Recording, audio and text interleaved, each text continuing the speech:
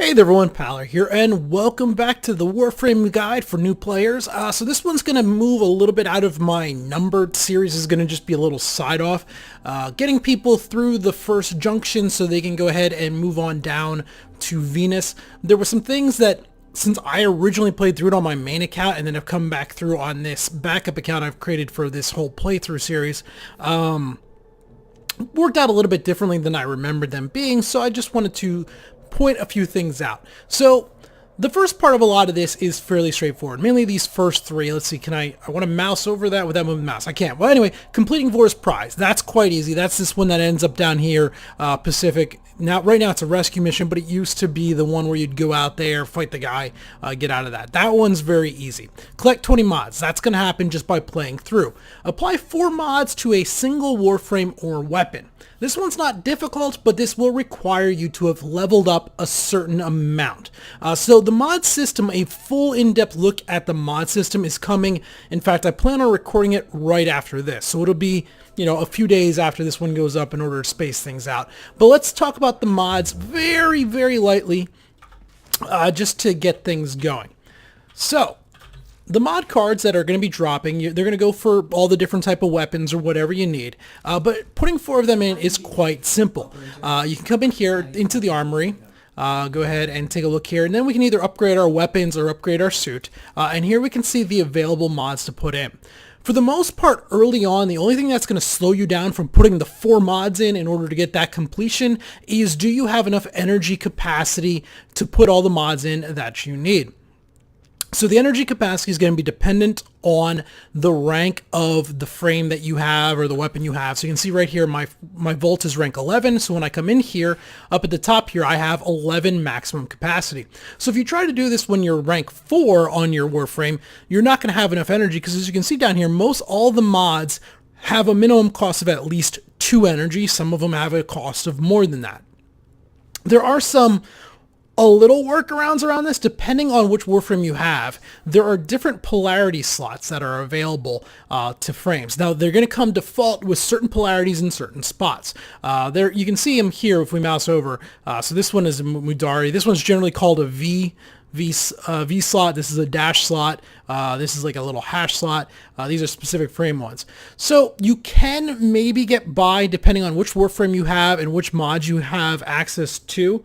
There might be a chance that you can go ahead and take a 2 here. What these slots do is they reduce the energy cost by half, rounded up. So if it's an odd number, it rounds up. So we could go ahead, and this equilibrium one, it costs 4. If we put it in there, it would only cost 2. So it's possible, with a frame of rank like 6 or something, depending on the slots you have, what mods you got, you could put like a 2 in here, a 2 in there. Let's see, we'll just go, so we'll do flow in there, so that cost 1. We'll do intensify in there, so that cost, it was 5 because I upgraded this one a little bit. So that costs 3 then, it's rounded up.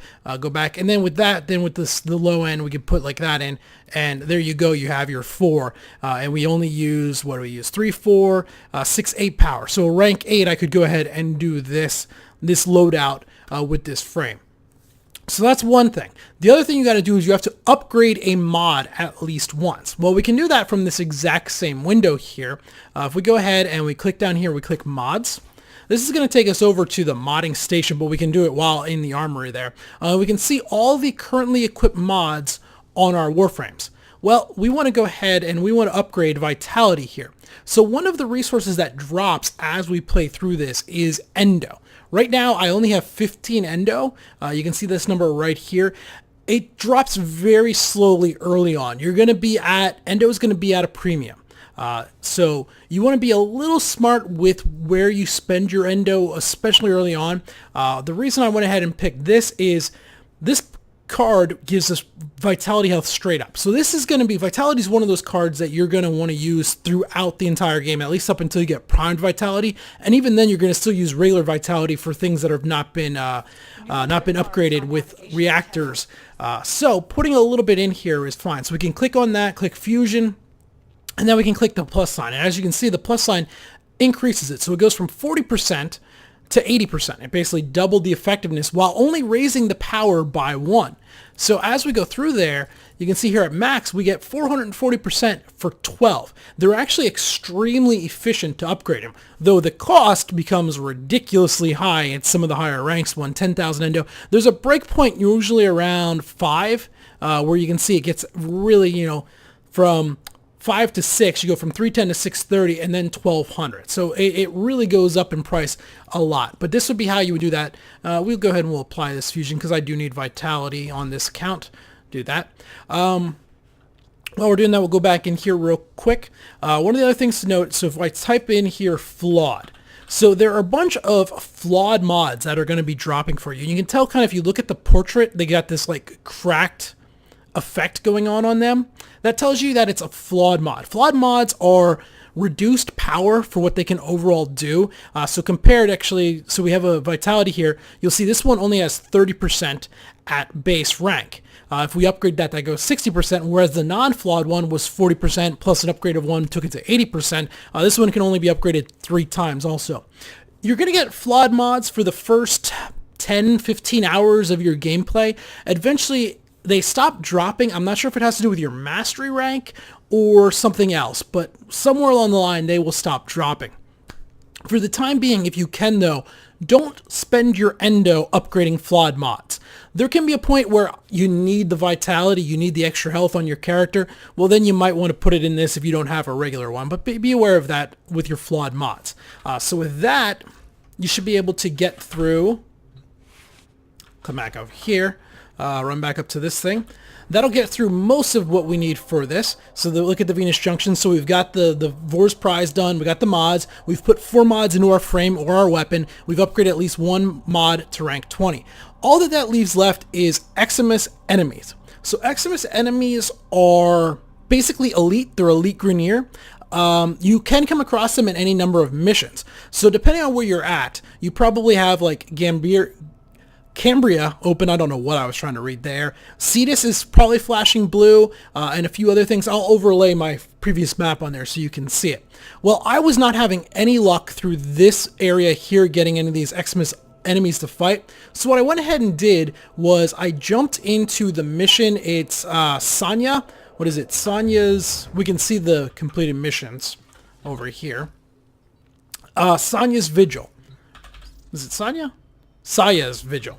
So Saya's Vigil is a mission that happens on Cetus. So you're going to actually go ahead down here to Cetus. This one here is a social hub. You don't have to worry about it. There's no combat there. But if you click on this, it's going to take you down to Cetus. And you're going to want to talk to Kanzu. I'll overlay some footage in there.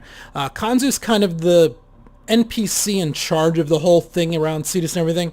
And the first time you go down there, he's going to give you a bounty to go out onto the plains of Eidolon, where you're just going to kill like 25 enemies over the course of like this little spawn area there. It's quite straightforward, fairly easily. And just doing that once got me 2 of my 3 that I needed to do. Playing through the rest of the storyline, which is about 4 or 5 missions, then got me all the ones I needed and allowed me to open up the Venus Junction quite easily. So there you go. One other little thing about the Kanzu, the Saya's Vigil. So the first one sends you out. You go ahead, you kill the 25 enemies, you come back, you talk to Kanzu. He has a new mission for you to go talk to Saya. And I'll admit, the first time I did this, it was unbelievably frustrating trying to find her. She's actually only like 40 feet away from the guy. If you look on your mini-map, after you talk to him, there'll be 1 white icon. There's a whole lot of icons on your mini-map in Cetus, but there'll be 1 like white NPC icon. Follow to that.